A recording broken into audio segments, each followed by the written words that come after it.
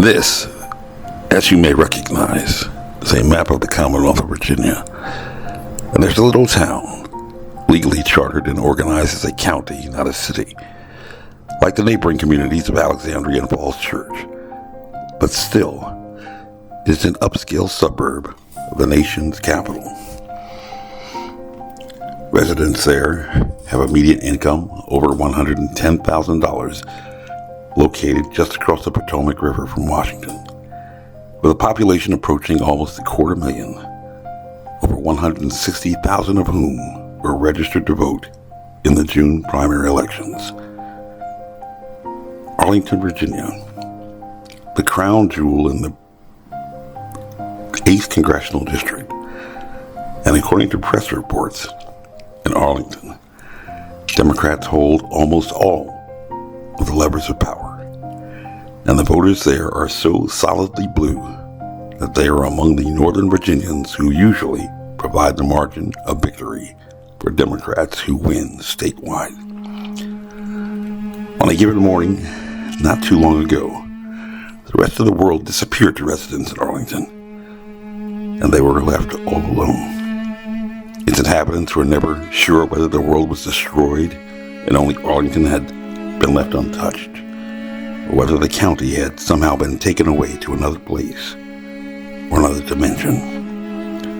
They were, on the other hand, sure of one thing: the cause.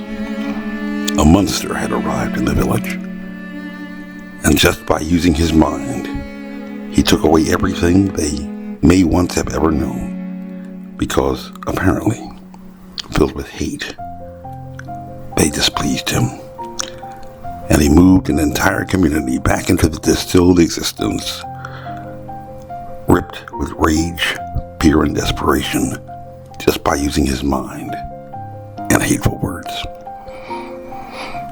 According to local press reports, Arlington progressives are planning a push for voter turnout in what is historically a Democratic stronghold. An Arlington County Democratic Committee has announced plans to recruit more than 700 volunteers to staff precincts on Election Day, a plan to take on the monster, supplementing an army of election officers from the county government, with a commitment and resolve to turn out all of their voters in November and finally get rid of the monster. According to local press accounts, bookies probably wouldn't even lay odds on the chances of a Republican picking up the 8th Congressional District seat. It seems so far out of reach. And so, one reasonable question one might ask is why such a extraordinary effort might be mounted in the community in which even the press and political analysts acknowledge that the real race for Congress in this district is always the Democratic nomination, the outcome of which is tantamount to election in November. And the answer, of course, stretches beyond the confines of Arlington and even Virginia's 8th Congressional District. In the race for the 13 electoral college votes required to put their presidential nominee over the top and closer to the magic count of 270 to capture the White House for the next 4 years, necessitating canceling out any Republican votes that may be cast in more conservative communities further downstate. It is the only way to defeat the monster, at least for the residents in Arlington, and this is simple political math in a presidential election year. Battle focused upon repeating past successes since the election of Barack Obama in 2008.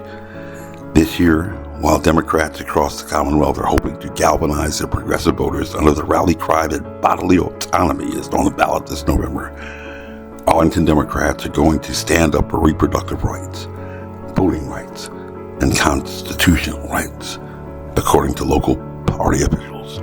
And Arlington Democrats will be out talking to voters at every opportunity to make certain they know what's at stake.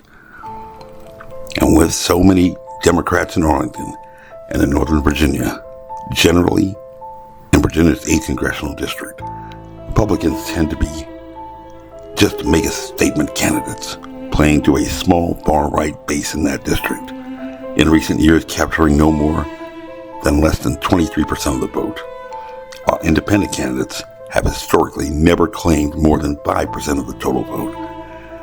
But what would happen? What would happen if something happened that might somehow disrupt that plan to save their world?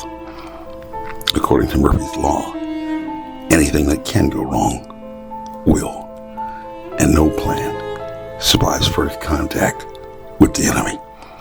And that's just what happened in what has been conventionally a safe district. While in 1980, when Republicans held control of the congressional seat, not lost until 1990 with the arrival of the intimidator Congressman Jim Durant, Ronald Reagan had actually won the vote in Arlington. But today, Arlington tends to heavily favor Democrats in presidential elections, and Joe Biden received 80.7% of the Arlington votes in 2020, while Hillary Clinton carried 75.8% of the county's votes in 2016. The top gaining Democrat Party district in the nation that year, gaining 6 points in a statewide election that had been decided by a slim margin of only 5 points. The only southern state Clinton won in 2016, while in Arlington, not even one single precinct handed more votes to the Munster than to Clinton. And in 2020, when the vast majority of Arlington ballots were absentee and in-person votes leaned more conservative, just 4 Arlington precincts went for the Munster. This is the Munster. His name is Donald Trump. And now you're traveling through another dimension. A dimension not only of sight and sound, but of mind. A journey into a wondrous land whose boundaries are that of the imagination. Twilight, that edge of darkness and light, where the penumbra merges with the shadow, filled with ambiguity and leading to uncertainty and confusion. Where would the voters of Arlington go?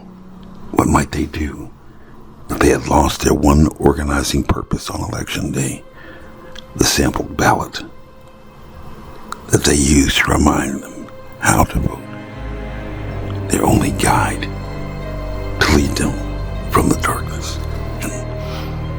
That's the signpost up ahead. Your next stop, the Twilight Zone. This is the Twilight Zone. This message was approved by Major Mike Webb. Honest.